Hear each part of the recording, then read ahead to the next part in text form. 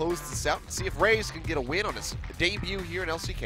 And the blue side drafts seem to have been the trump cards so far, and now MVP will be back onto the blue side. Won't see any crazy LeBlanc hijinks this time, you'd have to think, as that was the thorn in MVP's side in game one. And again, banning Ryze on red and giving away LeBlanc first pick on blue to a noted LeBlanc was a mistake from MVP. Let's put it that way. That's the nicest way I can say it. I'd say it's foolish. Foolhardy, even. Yeah. Lots of other adjectives that say it was just plain wrong. Don't do that again, please, MVP. Ban it on blue side. That's fine. They very well may. And first They pick do. Varus if it's up. See if that makes it through yet again here for Maha. Final ban over to Jinair. Rengar, Camille, and Varus will be the three coming through. So nothing changing on the side of MVP from their game one draft on blue side. Some change-ups here, though, for Jinair, as that Rengar is not available. And Graves is available at first pick this time. Was banned away in game one by Jinair. And the Varus away this time. So first pick Graves a possibility. We saw a really early Rumble draft in game one as well. Well, that's bold. It's a first pick Nautilus. And remember, this is on blue side with Max in the support role, so really possible this could be a support Nautilus, especially if Jinair drafts something that can lane against Nautilus, but not against someone like Rumble, for example. Give away the Graves as well. Beyond is equally happy with the Elise, but what about Raze and his Graves? He's played a lot less Graves than Elise, but Graves is what the tier list says, so that's what Jinair does. So you'd have to think that he's going to be practiced up on that, even if the win rate isn't fantastic for him over in solo queue. See if he can change that up a bit here in competitive. But Jin going to be coming through for Teddy. We're seeing a lot of interesting picks in terms of priority in this series. For example, not seeing Ashe drafted over the Jin. Jin is seeing priority. Teddy and Maha. Maha especially. Jin has been his best champion. Teddy is most practiced on the Jin, even if the win rate doesn't complement it. So will be selected here. Beyond happy to return to Elise, his first Elise game of this particular series. But let's see what MVP do here, because they could already show their hand and draft Rumble if they wanted to. But we already had the Kennen counter pick into Rumble in game one. Cause a lot of interesting scenarios, so there's no guarantee about it. And with a lot of magic damage already selected, might be wanting to go over to the Ziggs for Maha. This would be interesting, something that we haven't gotten a lot of in recent history, and they will lock this in. So Ziggs bot lane for Maha, something that he can sit back on and siege with, very much like that Varus. It's going to be all about the turn pushing for him. And now Jinair kind of in a weird spot where do they just have to ban Talon Jace, for example? Because when you see Ziggs, you're like, okay, well the physical damage has to come from somewhere. And Talon, Jace, and Zed are the sort of champions you think of. Talon's been banned against Ian before. And Jace, while it hasn't been as popular recently, is another one that stops it from being an all magic damage composition from MVP. So you could start targeting physical damage solo laners because they're basically showing their hand and saying, well, we need at least one of those. And yeah, here we go. Jinair picked it up. They'll ban Jace first, and could definitely be the Talon as the second ban for Jinair.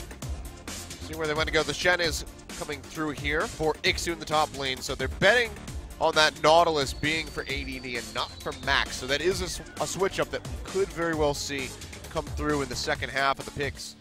But for now, Jace taken off the board. Vladimir as well banned away from Kuzan. There's a reason that he has his likeness drawn on with Vladimir on his cheerful, so yeah, it's just going to be a standard takeaway. If Vladimir Ryze would make a lot of sense for the bans on the side of MVP. Those are the blind pickable mid lanes, but Talia is another one. So interestingly, leave up Talon and ban away the Zed instead. It was going to be 2 out of 3. So perhaps they feel like they have a matchup into Talon, or they want to take the Talon for themselves on red side. Now action over to MVP. Talia and Ryze are the mid laners that you'd most expect to ban in this spot, but leaving up Talon is a bit of a surprise on the side of Jinair, and they will ban the Talia. So Ryze and Talon are the big mid lane picks we should consider for Jinair and MVP respectively, and Jinair are just happy to wait and see, draft the Lulu in the spot. Yeah, saving the last pick here for Kuzan definitely makes a lot of sense.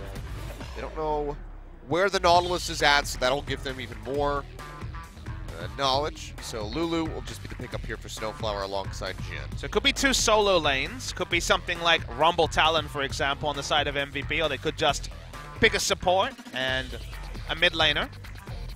I guess there's an outside chance it's Ziggs mid lane. That's still a possibility. You don't see it a lot. Godfrey does still play it over in the LPL. I think Easyhoon might have one game as well, of course. Might just be all in on AP damage, so they're hovering over this Orianna. Can still draft a top lane. They go ahead, all right, they lock this in. So yeah, do we see an 80 top laner and the Nautilus flexed into the support role? Gangplank would be pretty damn good in this spot if you think about it. Against Shen especially, it's a good matchup. They're willing to flex it as, all right, we're going crazy, Kilios. We've got Lee Sin and Orianna drafted in this round. Okay, so MVP continue to surprise us. Could be Lee Sin support. I don't know, actually. I think Lee Sin support is better than Lee Sin top lane. He's running Ignite right now, Max. I think it's going to be a Lee Sin support. Okay, so Max is continuing to surprise us Could here. be a Lee support. Perhaps. I really don't Gina, know. you can see Kuzan being like, okay, just give me wait, Lissandra, wait, I don't wait. know. Just give me Lissandra, I've got no idea. Just give me the safest thing I could possibly play. Frozen Tomb, there we go. Perfect. Comes in with a Lissandra. You see the true colors of a player when they have no idea what's going on. We still don't know. Remember, 20 seconds when the swap over has to come. Either Elise or Lee Sin support is what's been decided on. I don't know why they didn't just go for the Gangplank. It would have been perfect, but we don't see the Gangplank. They just want that shock factor. We're looking at our monitors, trying to work out. We have the confirmation here. Right now, it still is that Elise support. They have 7 seconds left to swap if they want to. It looks like the Elise support might just be it. Yeah, there we go, 20 seconds. It's Elise support for Max. And Lee Sin jungle for Beyond with Nautilus in the top lane. This is intriguing. So Lehens, the famous support main, has been top 10 solo queue forever, was a noted Elise support main. Played it in the promotion tournament when Spenu was not able to qualify back to LCK. I feel that's a bit of a shout out to him, as we're going to get Max on another unique pick.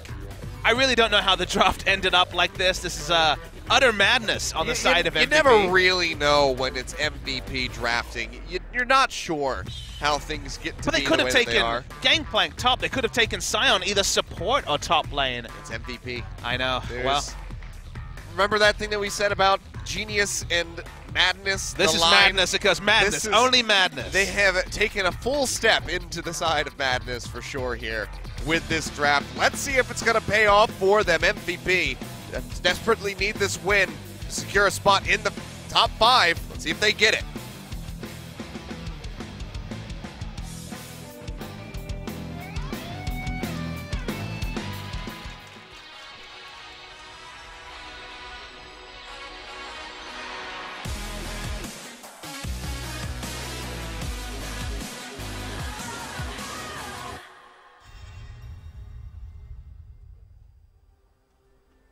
All right, here we go. I don't understand anything that's happening, but let's talk about it anyway.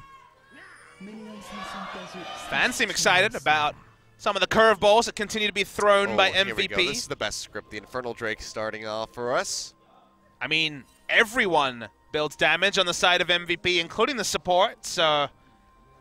I mean, this is so aggressive by Max. Has the Ignite with the Elise. He's ready to go. Is it wrong that everyone's going to be focused on the Elise draft and the Lee Sin draft on blue side, and I'm just like laughing about Kuzan, but it's Lissandra, whatever, Lissandra.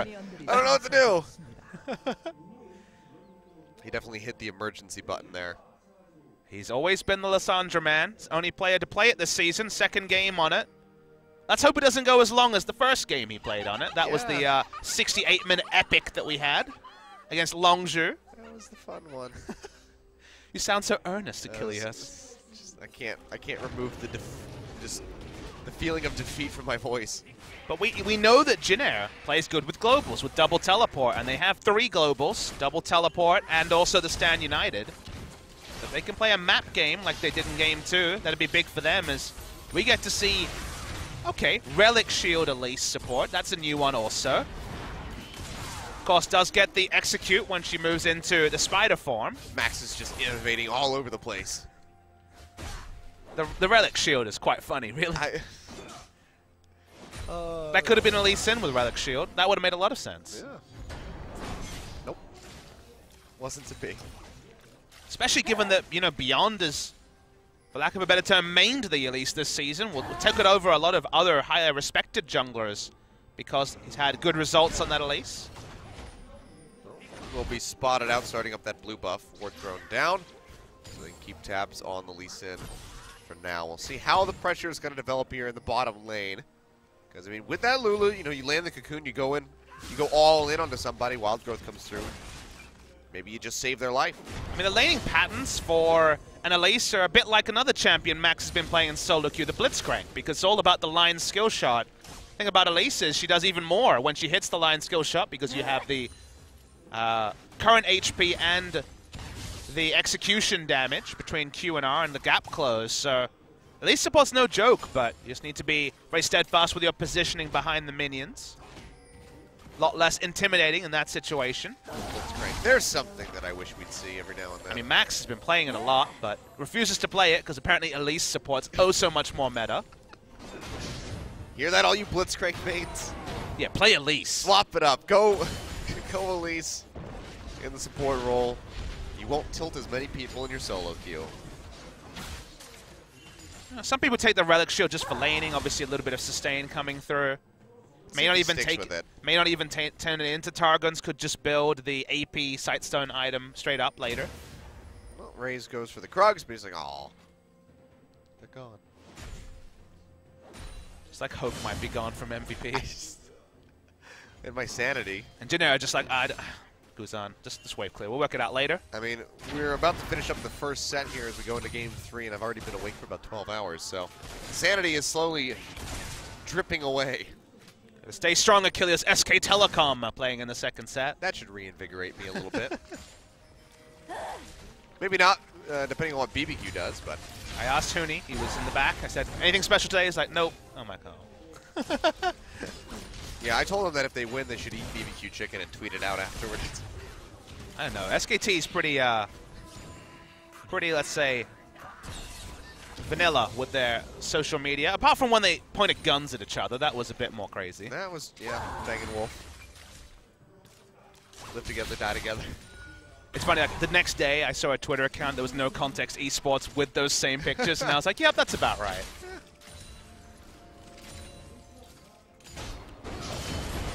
So yeah, really intriguing stuff from MVP. Again, we don't really understand why the Elise support in this particular situation.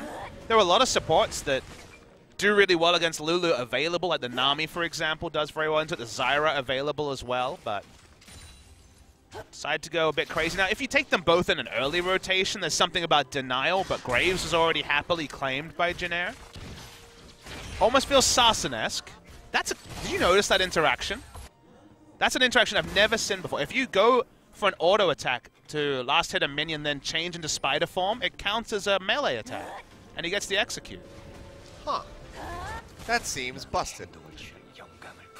Interesting. We'll see if we see it again. I just saw it, and I'm pretty sure that's exactly how it works. Someone on Twitter is now angrily writing at me, but I'm pretty sure that she counts as a melee champion while the auto attack's still in flight, which is cool to see. Keep our eyes out for that one. Good spot if you're correct. And if not, then shut up.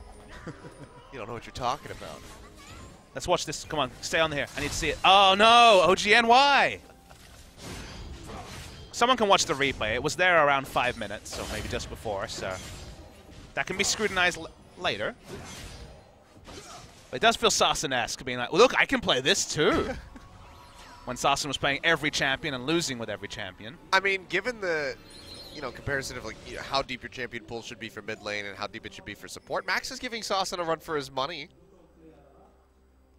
I like how Faker said he could play every champion, and Max was like, me too, in support. Oh, dear. One day there'll be the Xerath support. You know it's coming.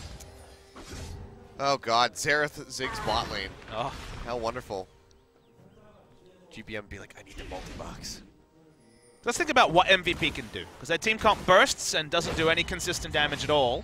No Tillier in the middle lane to do a bit of consistent damage. Ori again on the burst side, so pick power is very high.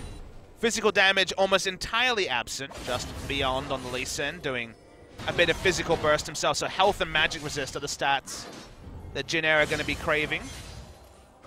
Jin Air's a burst comp too, though, if you think about it. Honestly, on both sides, there's a lot of burst. Now, burst is negated by the standing knight on a single member. So you imagine, given that team comps are pretty similar, this game's going to be mostly about snowball. When you have two comps that are fairly similar, the team comp that gets ahead is usually the one that can close out the game pretty cleanly because the opponent doesn't have the items to necessarily answer. And Infernal Drake's a nice start for the 5 damage comp. Yeah, there'll be a second one coming through. X just taking a little bit of damage there, but he'll be all right. Raze, knowing that Beyond is on that bottom side of the map, is going to go ahead and start up that blue buff. Seems like he'll be fine. Take that one away. Meanwhile, on the bottom lane, Snowflower going low, Ignite ticking. Or a hit would have done it, but they can't find it. The burst was close, but not enough.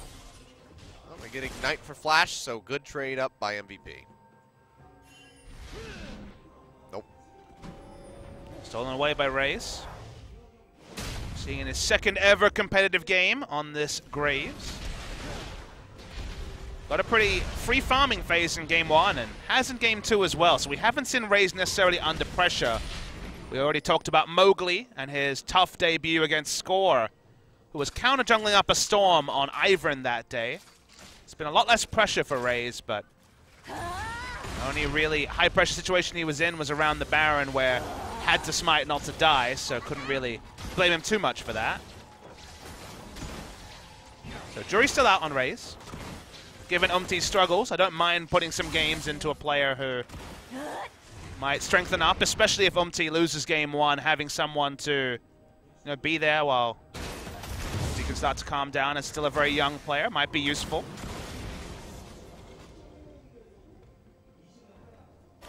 Let's see how it goes moving forward. See if he's going to be starting for the future Jin Air series, or if this is going to be a bit of a one-off. Does have some stiff competition coming up. Tough guy to turret dive. Kuzan on the Lissandra.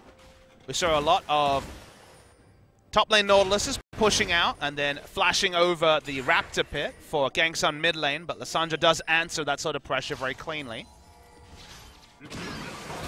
Oh, Max, bad spot. Raze pushing forward. That's going to be the glacial path coming through from Kuzan, trying to find a kill.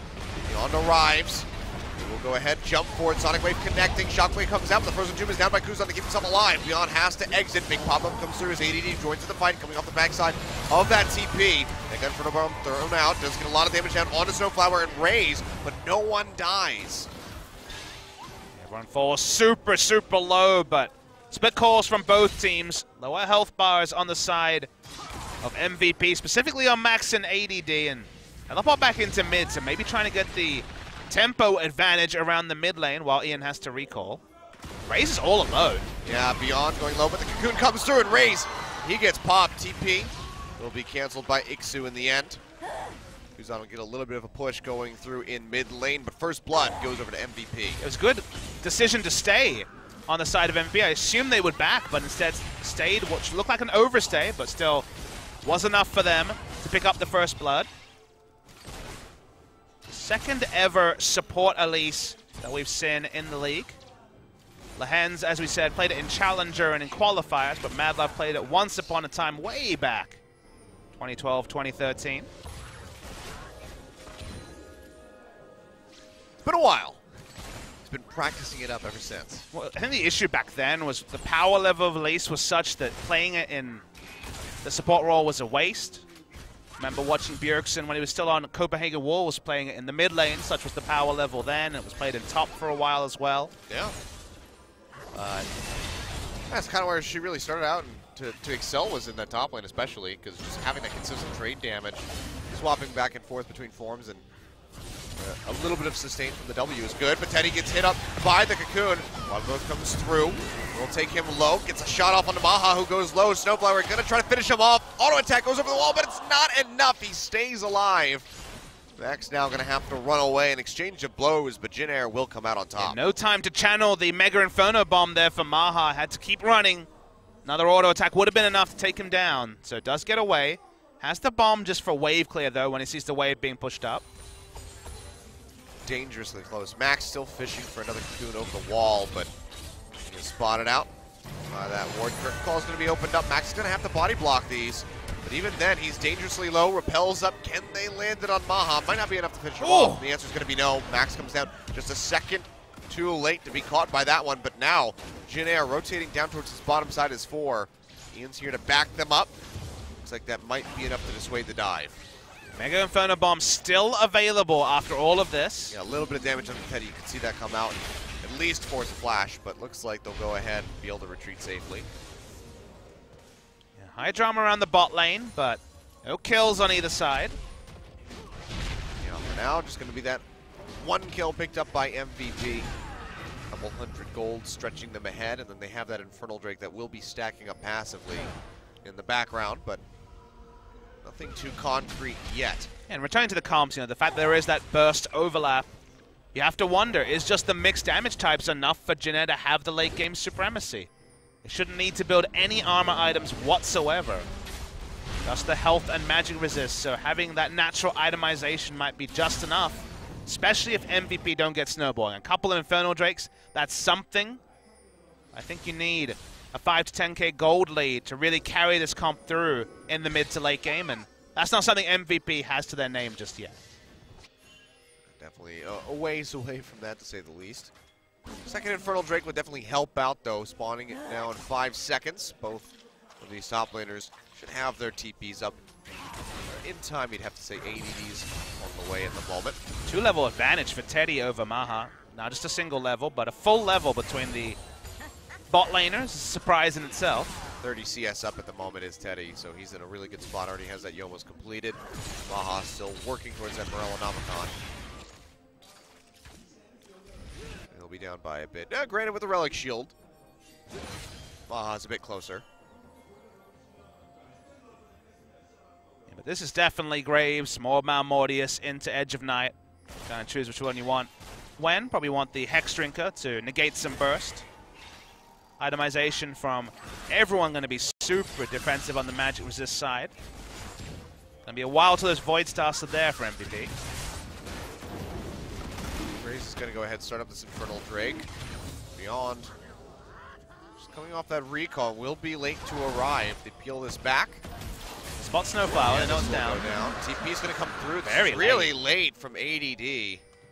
Guess had to walk away from the Shen so it couldn't get interrupted, but channels that cancels it. Now Ixu's going to have a very large advantage having Stand United and TP up. They had no intel on what HP the Baron was at, so the Drake was at, and then made a poor call when they saw an auto attack coming through from the Lulu. Assumed it was just started when, in fact, it was just being finished. So, like you say, wasting your teleport against double globals from the Shen is potentially something that could be a pretty big price for MVP. They now, in every lane, have to hold back pretty extensively, given they have to respect Glacial Path, Flash Engage from Kuzan, and potentially a Shen riding on top of the Ice Witch.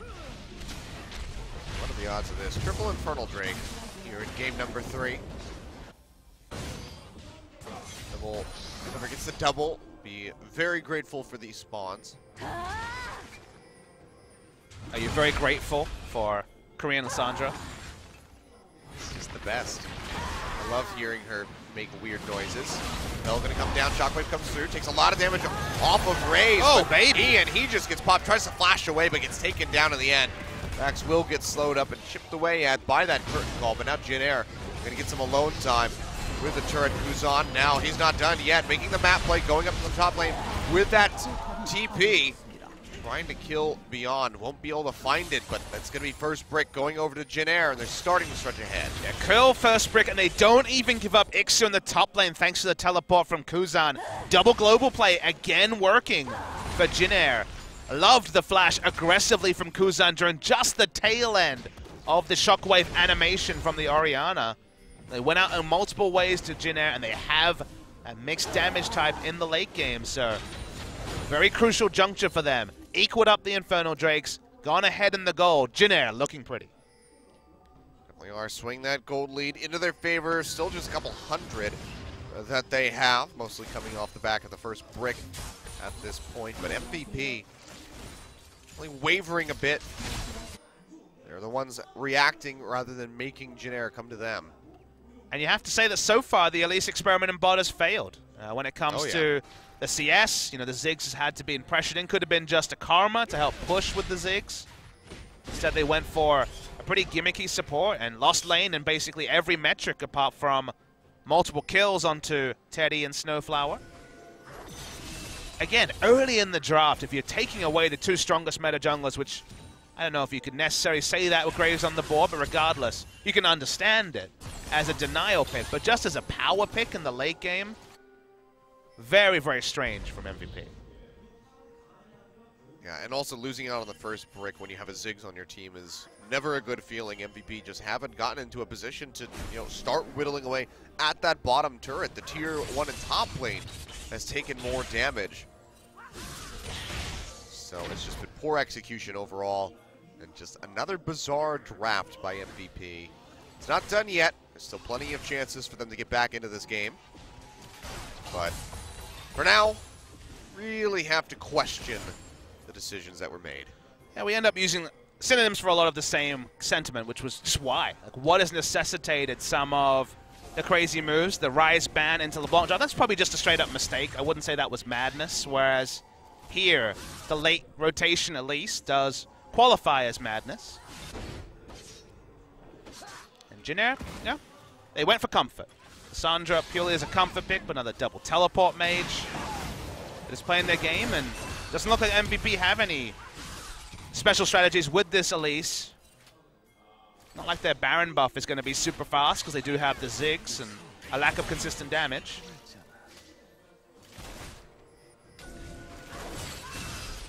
If they can even get into a position, you know, to take that Baron buff, might just have to rely on more steals from Peon, which I guess he says is probably okay. But still, it's just not the best way to be playing the game now. Red buff going to be tested over. Sweeper coming down. Max will get rid of that ward of the wall. Nice cocoon comes through. Beyond gets the smite. They jump onto Raze, and he might just fall. Dashes back with the collateral damage. Keeps himself alive for now. Kuzan not going to chase in with that glacial path. Doesn't want to get greedy for the kill. They get the flash out of the Graves. They get the red buff. Pretty confident, though, Jeanette, to not invest the Stand United just for the shield.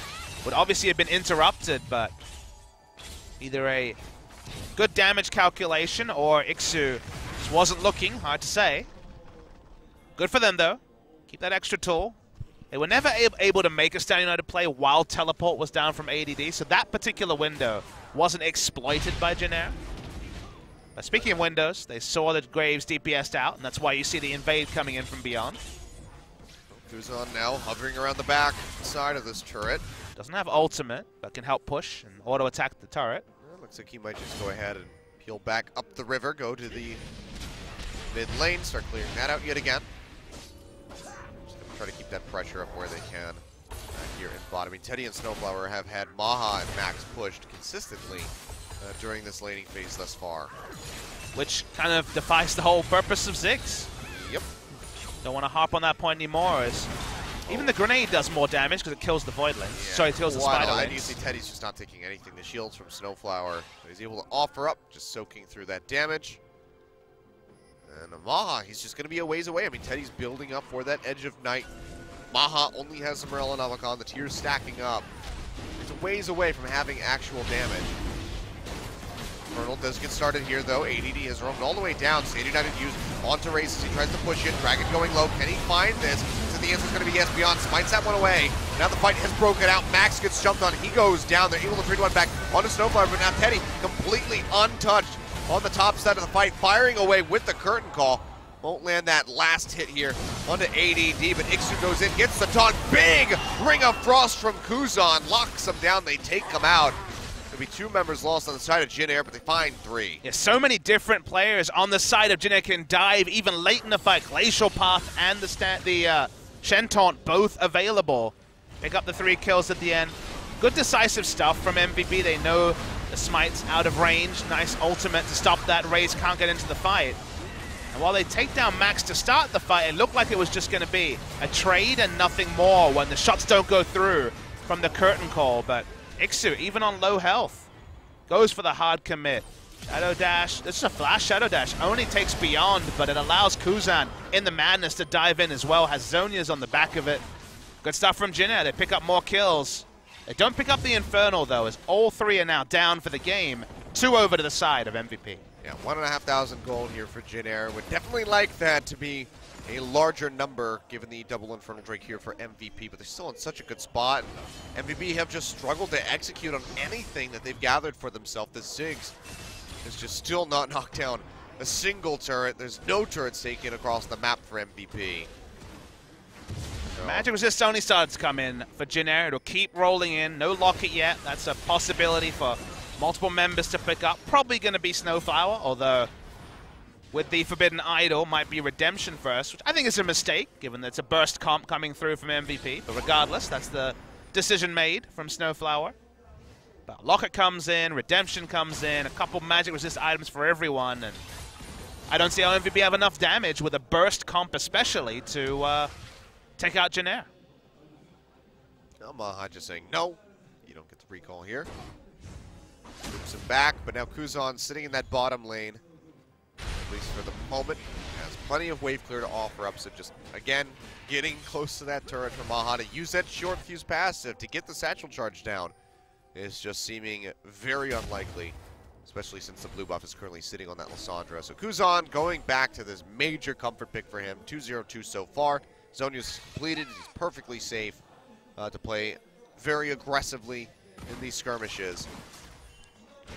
And MVP are just in a very poor spot. Well, they can't force anything. The way this comp functions has decent initiation, sure, from specifically the Nautilus, but at least in some situationally as well. It's about turret destruction, like you pointed out. But no turrets down at 23 minutes. I mean, that Ziggs is just trading farm with Jin and Lulu, which isn't ideal in its own. They don't have Baron damage because they don't have consistent damage coming through from their comp either. So all they're doing is trading farm with a comp that can outscale them in items. You don't actually see that too often. You know, scaling is normally around champion strengths, not so much about item timings, but if a comp can balance magic resist and damage, you know, AP or AD respectively, and win, which it seems like Jin Air can do, then that's a pretty straightforward, just certain gold threshold for Jin Air to just close out the game. Finally getting a little bit of damage coming through. Finishes off the Archangel's staff. Still a ways away from that Seraph's Embrace. Tier stacking for the Ziggs is not going to be the fastest. Didn't go for Lichbane over finishing the Archangels. Just wants to have that shield in sooner so he can try to stay alive during these fights. But yeah, not having the Lichbane is going to be making these turret takes even slower. I get that logic, and you could say, okay, he hasn't really been around turrets, but it just reminds me of tier QSS Varus, where it's like, sure, I know what it does, but how do you win the game going for just a lower damage, a lower effectiveness Ziggs build? That's kind of where I enter the picture. You draft a different comp. Yeah, that's how but you win the game. They didn't do that. They drafted at least the last minute. I'm hoping there's an interview with MVP after the game to ask about that at least. Oh, well, Teddy pushing forward. Beyond goes in, kicks him back. Stand United coming down. Wild Growth as well, keeping the Jin alive long enough for Ixu to arrive, but he has to go ahead and Shadow Dash out to safety as quickly as he can. Beyond's trying to stick to him like glue. Depth charge coming through from ADD as he TPs in. Pops up Snowflower. Kuzan finds an entry over the wall, comes in, trying to lock down Beyond. He will go down. No safeguards. Out to safety, keeps himself up. Tony's there for Kuzan, keep himself alive at least for a moment. But in the end, he will go down and Beyond and manages to stay alive. 3 kills picked up for MVP. They have Baron in their sights. They do. Still alive is Raze, though this is a chance for a steal. We talked about how Beyond, against all logic, loves these scenarios, Achilles. Well, here's another one. See if he can find it here. Raze does have the smite, has the flash. No collateral damage, so has to go into the pit if he wants to come up with a steal. Shield being thrown down here by Snowflower. MVP buying some time. He goes in, he takes it away, and he flashes right back over the pit. Snowflower, he won't be as fortunate, but Raze comes up with the steal, and MVP have to be shaking their heads. Well, we bring in an LPL custom, we get an LPL Fiesta, Achilles, for game 3. Bit of madness coming through as Ixu's actually back. They're looking for some kills on the back end onto Maha and the low members. Shadow Dash not going to connect onto ADD, and looks like that might just be the disengage. Well, no, Kuzan and Raze are wrapping around. Turret's still here, but Ixu, he can ignore that. ADD gonna be the target, pops in the depth charge yet again, making it for a while, comes down, Shockwave, layered on, Kuzan falls. They trade one back onto Beyond, and it looks like the remaining members of MVP can retreat. They're gonna lose this top turret. Jin Air now, Baron buff still on multiple members. Let's see how much they can take. MVP, you live by the sword, you die by the sword, is what they say, and they keep going for these 50-50 Barons. They don't need to. They even have at least to jump over with the Repel, Cocoon, try and do something to occupy the time of Raze. But Raze had Flash. He was always going to get in. Snowflower walked around, got him Vision, and Raze paid it back, so MVP getting their just desserts, you'd have to say, in many ways, and they couldn't afford to give up that Baron. It was against the run of play that they got 3 fortunate picks. Not a pick onto the jungler, not a good Baron setup, and MVP now have to deal with Jin Air, with Baron, with the natural item timings also to answer their comp, and there shouldn't be a way back here for MVP. There shouldn't, but I'm not willing to put money against it at this point. Jin Air, you go ahead, they pick up that Ocean Drake, second Dragon for them. Still just 2,000 gold separating these teams. This is MVP's comfort zone, I guess. So the control ward stops seeing the Baron at 3,200. The ward again sees at 2,400. He can pick up what's happening here. It's smart from Raze to not dash in yet, but the Vision comes in and they still DPS it down from 1,500. They decided not to hold it off completely, and sure, Snowflower dies on the back end to the support at least, but the Great Escape was on. Great Escape was successful, and now Jin Air once again ahead, but the gold lead shows you that this game is still pretty even. We've talked a lot about woulda, shoulda, couldas. I don't even know what happened there. That was a weird little bit of visual lag, but never mind. We'll ignore that. Even the crowd's bemused as to what just happened. He teleported slightly to the right. It's a hidden feature, you know. Shen, he's finally becoming a ninja. Yeah, finally. He's been so conspicuous. Exactly. In his past, so now he's starting to step up his game. He's been practicing. Level 15, but you'll notice still 1 full level away from 16, where that Shen shield goes up to 850 and is starting to get very formidable. Took them so long to kill Teddy in the pick just before Baron through Wild Growth and the level 2 Shen ult. Teddy even has another Null Magic Mantle. He knows what's going on here. Yeah, this wants to be as defensive as humanly possible. The MVP trying to clear out this Vision inside their jungle. Keep this tier 2 turret alive. Kirkall's going to get opened up here, Max. He gets jumped on Kuzan, unable to throw down that Frozen Tomb. He might just go ahead and peel back. Beyond going in, Shockwave comes through, but the Wild Growth is down onto Kuzan. He goes straight into the zone, he has to keep himself alive. That's 2 members on the side of MVP falling. Both of the junglers go down. And oh boy, MVP trying to pull the trigger on something and they come up way short. Yeah, and all the burst is gone now. The Shen ult was used just for shielding and enough to keep up the members of Jin Air. 2 down for MVP. Good wave clear, so it's still going to take more time than you'd like from the side of Jin Air. But Kuzan can bring in a minion wave. They should at minimum get the inner turret in top lane. Oh, Maha, why are you recalling there? Shield comes through from Ian to keep him alive, but still takes damage, still will get delayed, and the heal goes down for him. Trying to lock up Ixu, maybe get a kill onto the Shen, but he can just dash right over the wall. Does mean that Jin Air will not be able to turn onto an objective, so those 2 picks are just extra gold for Jin Air rather than necessarily any more objectives. It means we're going to extend the game time, Achilles. This must be such a conflict of interest for Jin Air. They're just like, we like the late game, but we want to win, but we want this to go long. I think Jin Air serves multiple masters at all times. Game length has never been something they've worried about. Regardless of roster, they have had the longest average game time season upon season. This looks to be another one that joins that. QSS now completed for Teddy. Everyone has multiple magic resist items in their inventory. And there will soon be that locket from Snowflower, as we can see.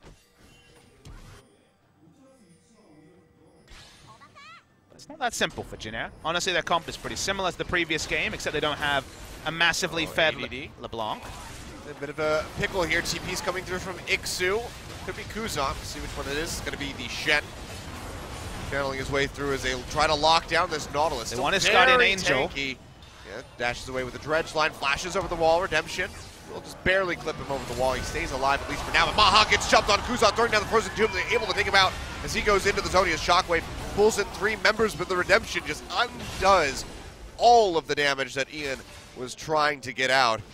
ADD sprinting his way back in, and Maha dead for 35 seconds. The major wave clear, the safest wave clear that they have, is gone, and now Jin Air can be pushing in, looking for these inhib turrets. Sign of a true veteran on the LeBlanc. Found the targets on LeBlanc, then finds the targets on the Lissandra, who he's also equally practiced on, this time with the flash. Maha dead even through the Archangels, couldn't flash, no ability to.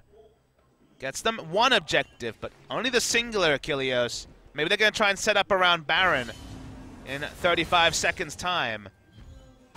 Jin Air, because they haven't had their waves in the right spot, because they have such a dive comp and they don't have the best siege themselves, it's only a single objective for these picks, and that means there's still hope for MVP.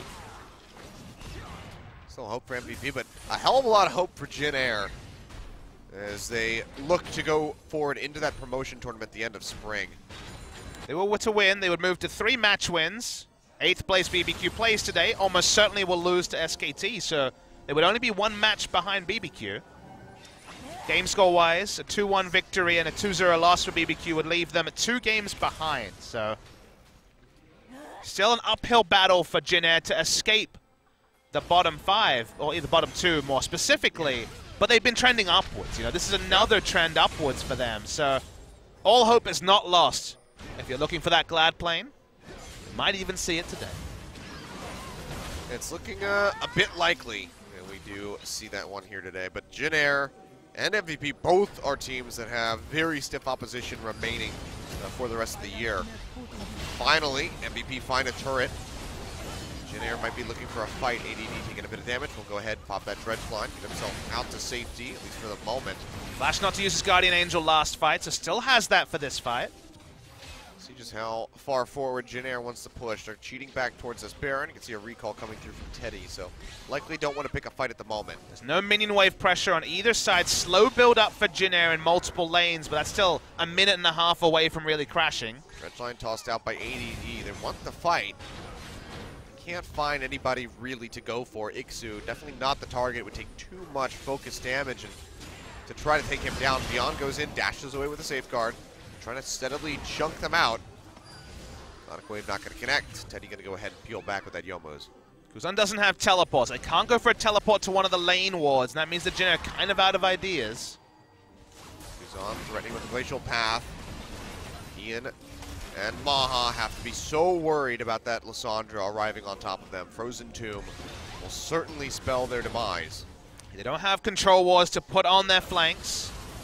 So a bit of vision, but not the most, means that this ends up being pretty defensive on both sides. Kuzan will have flash and teleport in about 20 seconds, and then the proposition does shift a bit for MVP.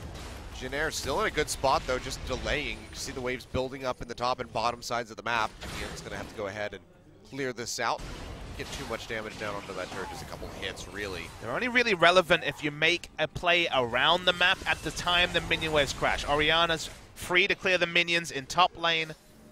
Bot lane's trying to equalize at least a little bit. And Jin Air aren't actually pushing for objectives to allow the 6th man to be enacted. So everything ends up being undone.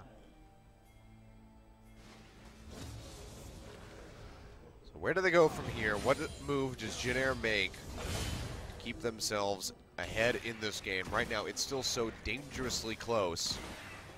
They cannot feel comfortable in this at the moment. Because the gold's close, and there's only been 1 turret taken by MVP. There's 3 up for Jin Air. So there's a lot of standing gold that MVP could very easily get. If Maha was able to just walk down to the bottom lane, walk up to the top lane, both of those turrets would get popped immediately by the satchel charge. ADD walked to the Baron so they could get Baron control to clear out the control wards that have been sticking for Jin Air, but hasn't worked. Well, it got them some relief, so I understand why they made the play, but the cost was, as we could very clearly see, the bot lane in a turret. So inching forward is Jin Air. They need to group as 2 and 3 and put down the vision and then turn onto the Baron. I think you need to make that decisive Baron play, given how much map pressure you're able to turn up. A freer objective would be a Mountain Drake, which certainly something that MVP would love, but not something they'll get access to. Yes, this will just be a third stack here for Jin Air, as the Elder Dragon will be the next one coming up. I mean, Jin Air can't just walk up as 5 to a mid lane turret. They won't be able to push it. Too much wave clear on the side of MVP, even if it is purely magic damage wave clear. And the Siege very poor. Kuzan doesn't have a big auto attack range, neither does Graves. And Jin, not a consistent damage dealer. So play around the Baron. That's probably going to decide the game. It feels like the first one did, but not for sure. Well, Shockwave comes out. Ray's going to flash away from that one. Just waiting to quick draw out of the back of the pit, but will he get the opportunity? Wild Growth comes through as he does dash over. Big in front of bomb, not going to hit. Still quite low. We'll have to go ahead and recall. ADD trying to throw at the dredge line, trying to find Teddy. Won't be able to get it. Clips the wall instead. It looks like both teams just going to go ahead and kite back. Baron not going to be initiated unless we see a major pick come through for either side. The mistake from Raze uses a lot of tools. Stand United, Flash from Raze, and Wild Growth were all used. So suddenly the next Wombo combo from MVP will be more likely to push through the health bars of Jin Air. Finally spot out that ward, clear that out.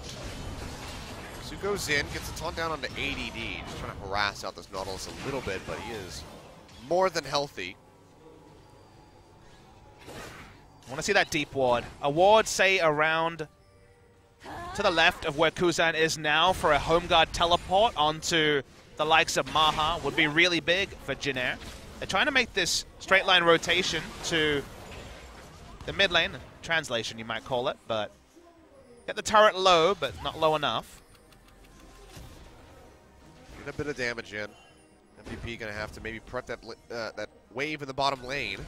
Slow Baron is an option for them. It is spotted in a ward, and that's unbeknownst to Jin Air. Yeah, the control ward is not catching that. It's just clear across the pit. So they see this going down. Baron already down to half HP. TP coming through now from ADD straight inside the pit. Jin Air gonna try to disengage, but they're gonna get pinched on. Big shockwave coming through from Ian, but the damage doesn't really register enough for Jin Air to be threatened. Then he firing off with the curtain call, just gonna be body blocked by ADD as he pushes right up into his face. No Flower, Raze, both quite low. Can't really enter the fight. They might just have the disengage coming through from Jin Air. Dredge line from ADD, not going to connect. Ixu goes in, beyond getting locked down, and by the Deadly Flourish, takes a lot of damage, and Teddy is able to pop him with that Kuzan's coming back in. ADD going low, out of mana, has to try to head for the hills as best he can, but he gets taunted, and now Kuzan has come in with that TP. ADD flashing over the wall, trying to buy some time for his team, just juking out on everything that he possibly can. Won't be enough, will lose that Guardian Angel, will lose his life. And Jin Air could just go right back over to that Baron. There's no threat of a Smite Steal. The last few skirmishes have been the confirmation that if you have this single damage type burst, it can be sustained through. Redemption, Locket, Magic Resist, stacking on multiple members means that MVP just does not have the damage to push through the health bars of Jin Air. It will pick up a much cleaner Baron than we've seen multiple times this series.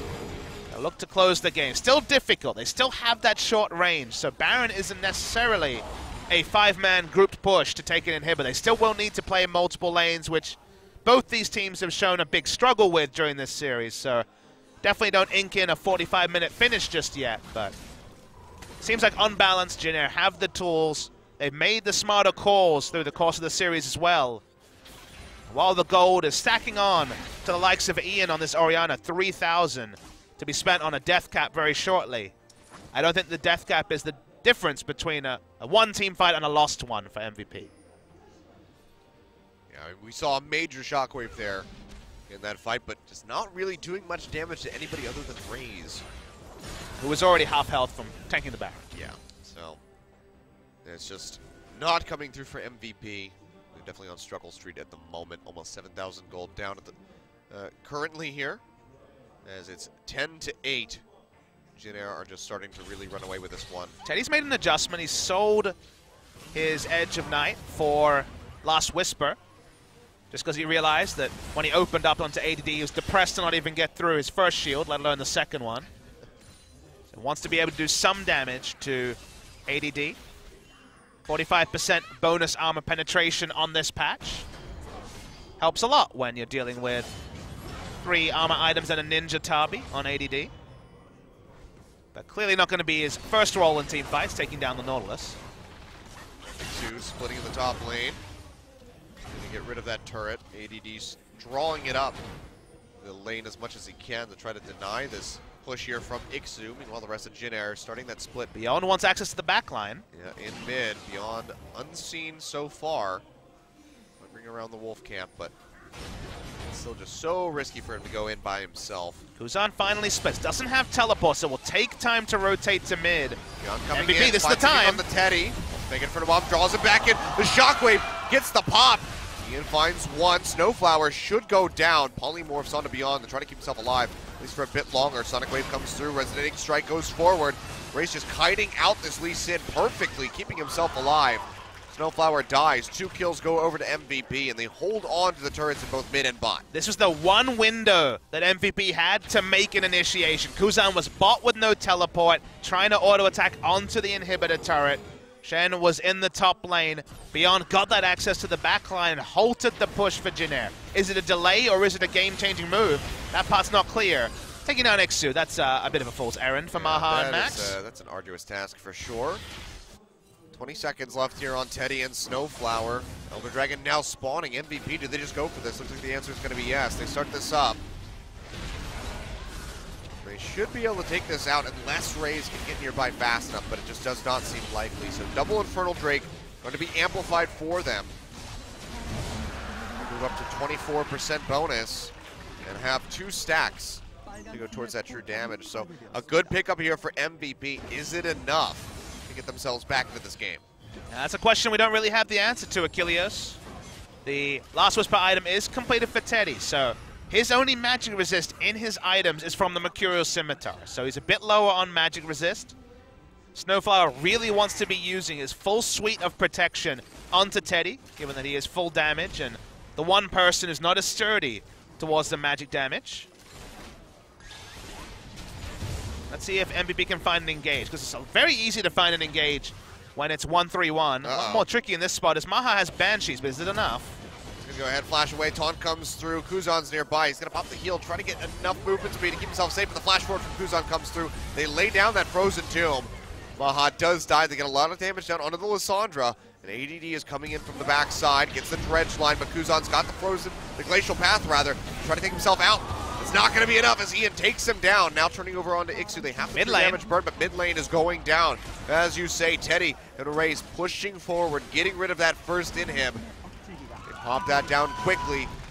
And MVP, they're able to trade one onto Kuzan, but they lose out crucially. Yeah, they lose out in positioning, going for the answering pick, so not worth it in the slightest, given how hard it was for Jin Air to push. This is not Jin Air overextending a game. It's actually very difficult for them to close out. Even though they're winning fights, finding fights against MVP is tricky. They could be better with minion wave management, but this is just, unfortunately, one of those games that, given the comps being selected, like the last time we saw the Lissandra, everything you need to get all your ducks in a row, and not necessarily that easy for Jin Air to do so.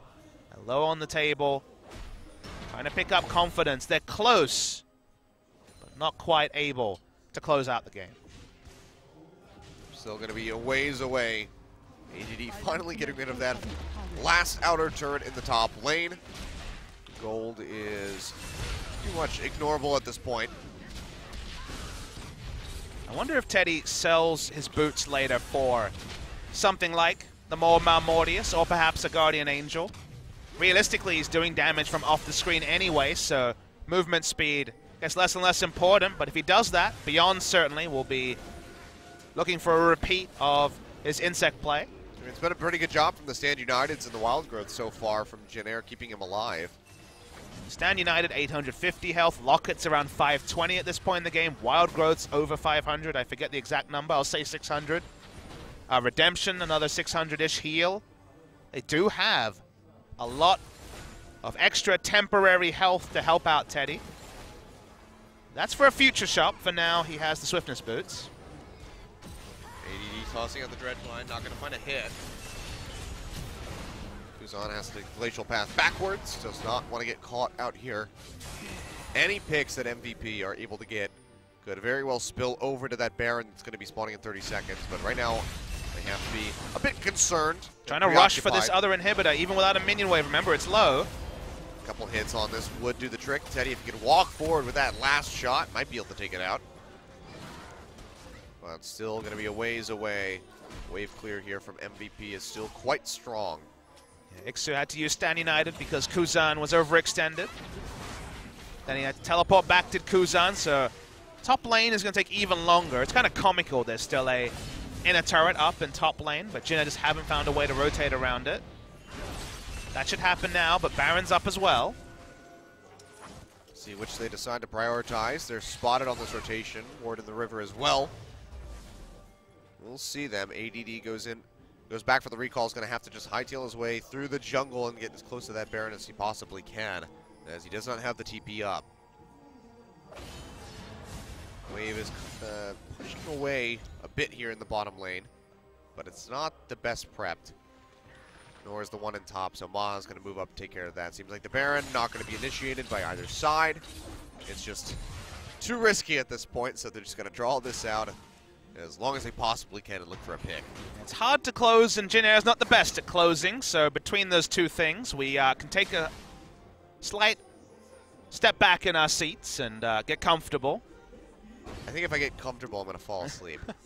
I got it, Achilles. I can be the play-by-play. Yeah, not because of this game, but because of the early wake-up this morning. Come on, let's be real here. It's a combination, Achilles. Okay. It is. They don't go hand in hand, as it turns out. We can sub in Atlas. He's definitely awake from his many hours of flying and also this game. He's sticking it out for sure. He's getting an LCK welcoming. Jin Air Green Wings. Woo! What a way to start things off. Well, they don't have teleport on Kuzan. Ixu finally, yeah, you can ignore the damage. Beautiful, love it. The damage, you said. Yeah, exactly.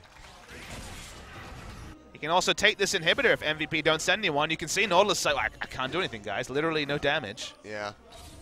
Well, this is going to be rough, even rougher times here for MVP.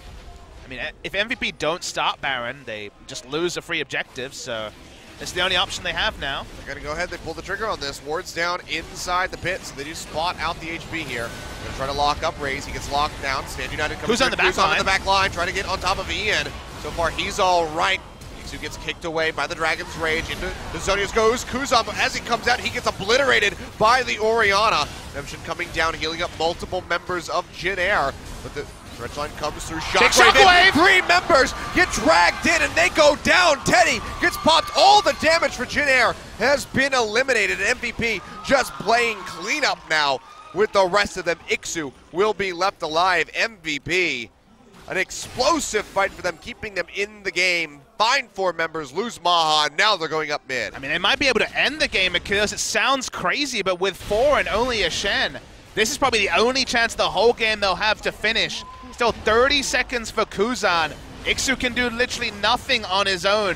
Just trying to buy time. He needs to kill the minions. That's the most he can do. And even then, he is really struggling to try to push up. The turret goes down. Can they do it? It's 20 seconds left on Kuzan. It might be too tight of a window for MVP to actually close this out. But I don't know. I think they got it. For it. They're going to go ahead. They're going to throw the Hail Mary. 10 seconds left. Ixu's trying to proxy the minion wave.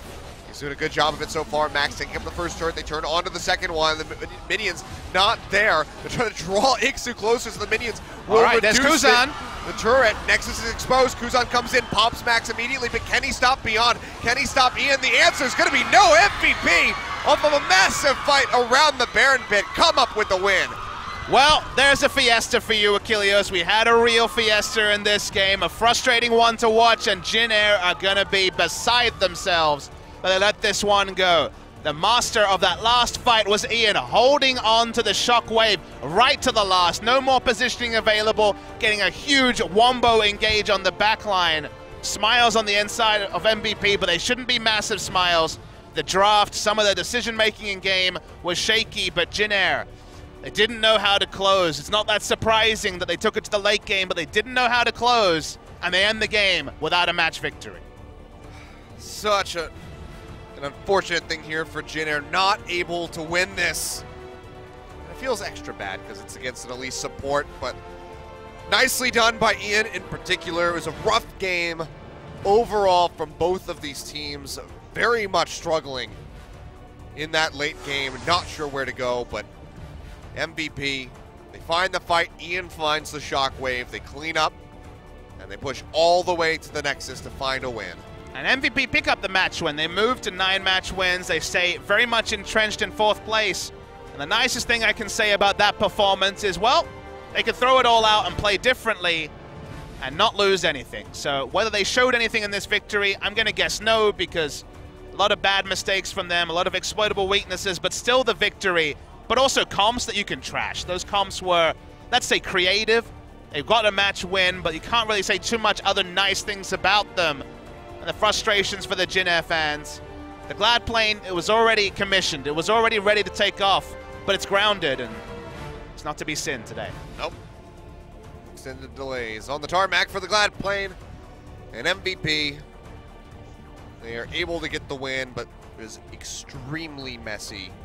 And not the sort of performance you want to have to instill faith in your fans when you have to go up against the top 3 teams in the next 2 weeks. So a lot of work to be done by MVP. Jin Air, yet again, having a loss that was so close to being a win, but they ultimately fall short. Yeah, with 4 matches left, they need to win at least 2 of them and have game score go their way in order to make it out. So looking unlikely is probably the nicest way to put it. I think Jin Air, with that loss, of all but mathematically ensured that they will be playing in the promotion tournament.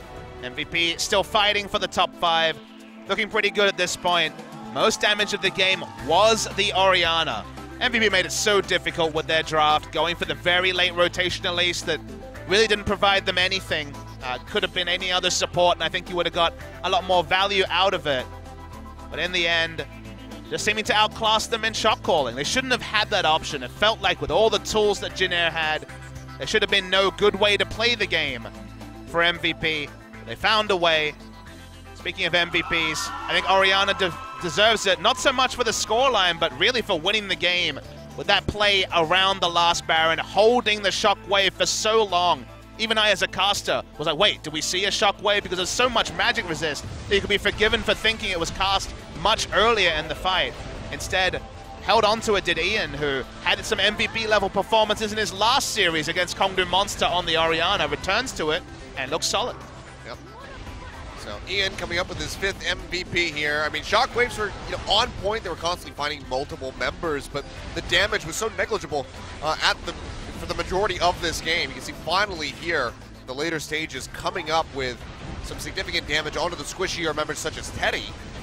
But it was just lacking so much. It didn't feel like they had that big impact until we got to this moment right here. You watch the fight and how it's fought by Ian, who has to retreat at the start of it, is getting the Knight's Vow from ADD to stay alive at the start. Still hasn't used the ultimate. There comes the redemption. You think, okay, this could be Jin Air's fights, but they group up and flash into triple shockwave. Won them the fight, won them the game, brute force down through the inner turret onwards in one fell swoop, and stole the game away and stole the hearts of the Jin Air fans. Unfortunately so. Jin Air gonna be hitting themselves in the head over that one. An unfortunate loss, but now we get to hear from our MVPs. So Joel, go ahead and take it away with the interview. Thank you very much, guys. This is Joel with your interview translations.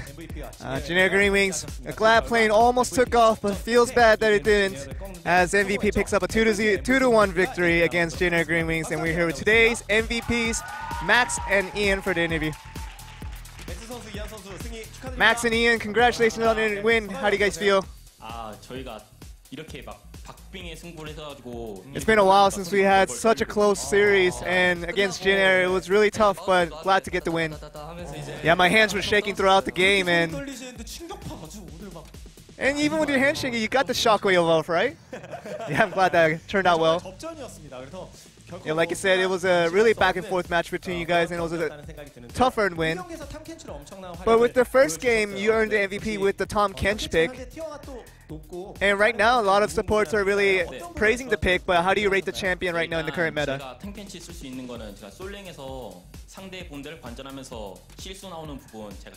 Yeah, right now the Tahm Kench pick was significant for me because I've been studying the mistakes of other pros who played in the solo queue with Tahm Kench, and I learned from that and try to reflect it towards my play today. 예를 들어서 그 테디님이나 스노우플라워님이 듀오 하시는 거 보면은 You know, if you, for example, if you watch Teddy and Snowflower, when they do dual Q in ranked, and it seemed like Tom Kench was leaving the ADC alone. That's a mistake on that part, and I kind of learned from that. 진짜 날카로운 그런 모습인 것 역시 같습니다. MVP 포인트 700점 서포터. 더 받아야 되는데. Very worthy of the MVP 700 points, but 멋진 플레이 영상을 Max is wanting more. 같이 보면서 얘기를 좀 해보죠. But we have a video highlight of the first game. 이 장면에서도 뭐 바드를 데려가는 정말 좋은 호흡을 또 보여주셨고 참 신출귀몰 멋진 활약을 계속 이어나가셨다는 생각이 들어요. Very surprising to see a lot of plays made by the Tom Kench. 그런 모습을 보여주시는데 팀적으로도 탐 켄치에 대한 이해도가 굉장히 높은 상황인가요? 저희 팀에서는 그러니까 팀 워크가 좋다 보니까 With our team, well, I think one of our strengths of our team is teamwork, and being able to use these champions that can benefit in that way really helps us a lot. Yeah, I think Max's shot calling does help us a lot, and him being on the Tom Kench gets us to be more direct with that. And he's really quick to make decisions for us, and really leads us in the right direction for most things. 네. 그러면 또 다음 경기 얘기를 좀 해볼게요. 이한 선수 오리아나로 엄청난 활약을. Game 2 is what we're going to talk about next. And you picked the Orianna very confidently, and unfortunately it didn't lead to a win, but how was that? I think Orianna, if it's a very skill cap champion, and if you can get skilled on that Orianna champion, no matter what the opposition is, you can really face off against with the Orianna and still have success. And another thing we want to talk about in the ban pick phase was the elite support. Was it planned in the beginning when you guys got it for first pick? Or did you guys kind of did a change of plans as you saw the composition fill out? No way, it was definitely not intentional at first. And Beyond was mentioning, as the team composition was folding up, that this jungle was not going to do it, and we had to change it up somehow. And I've been practicing the elite support in solo queue, so the Beyond really wanted me to play that and take something else.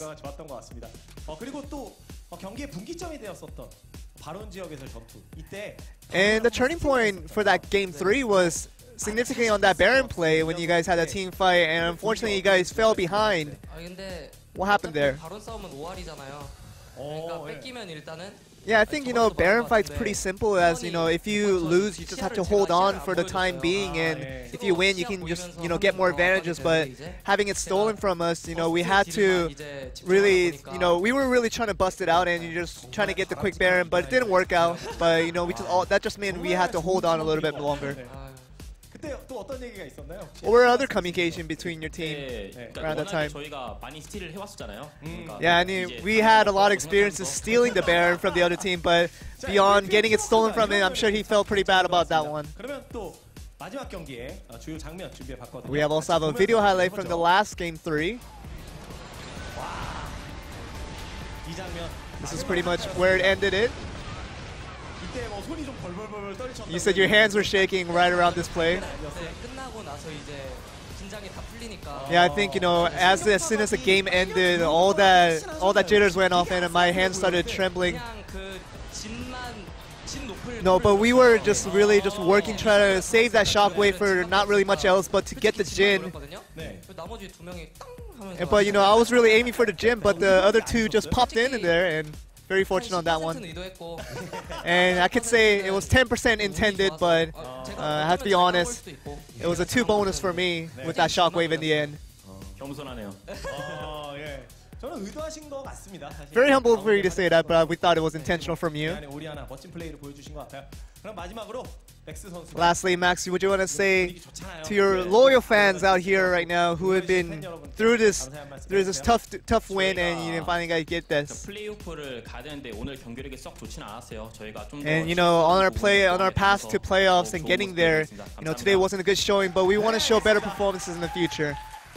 And that's the end of the interview. Back over to you guys. Thank you very much, Joel. So yeah, lots of work to be done here in the future for MVP. Jenner as well. I mean, coming out there, getting that game number 2, things were looking up. You know, mentioned how this could be good for them. As far as a good look going into relegations more than likely. But after that fiesta of a game number 3, I'm not so sure about either of these teams and their success for the future. MVP still look like they may just end up in the top 5, but they'll have a hell of a lot of work to put in for the playoff start. And while I agree that both teams can kind of throw out this game, you know, MVP gets to throw it out with a victory, keeping them entrenched in top 5, and sadly, Virginia entrenched in relegation. So good work earlier in the season pays off. Don't really have too many nice things to say about the draft, but the last fight was very well fought by Ian in particular, deserving of the MVP.